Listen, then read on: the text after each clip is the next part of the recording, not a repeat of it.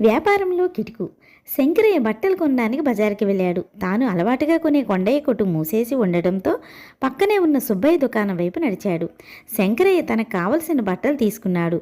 విడివిడిగా వాటి ధరలను అడిగాడు. సుబ్బయ్య శెట్టి అందరికీ చెప్పిన ధరలే చెప్పాడు. శంకరయ్య ఒక్కోదానికి గీసి గీసి బేరమాడాడు. సుబ్బయ్య ఇక ఏమాత్రం తగ్గించడనే దాకా బేరమాడి వాటి ధరలన్నీ లెక్క కట్టి పైకం చెల్లించాడు. సుబ్బయ్యకు శంకరయ్య కొన్న బట్టల మీద పెద్దగా లాభం రాకపోయినా కొత్త ఖాతా గనక సరిపెట్టుకున్నాడు.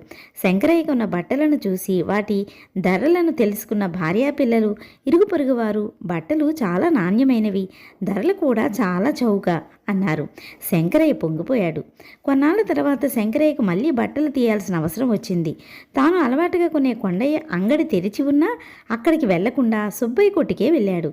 ఈసారి శంకరయ్య బేరమాడి సుబ్బయ్య చెప్పిన ధరల్లో సగానికి సగం తగ్గించి అడిగాడు.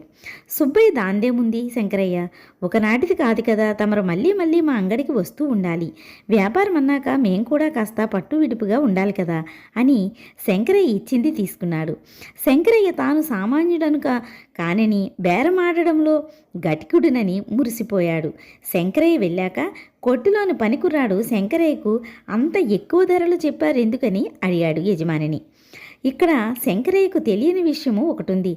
అతను గీసి గీసి బేరమాడేనని మనిషిని మునుపు వచ్చినప్పుడు గమనించాడు సుబ్బయ్య. అందుకే అందరికీ చెప్పే ధరల కంటే రెండింతలు ఎక్కువగా చెప్పాను. శంకరయ్య బేరమాడి అందరూ కొనే ధర కంటే ఎక్కువే చెల్లించాడు.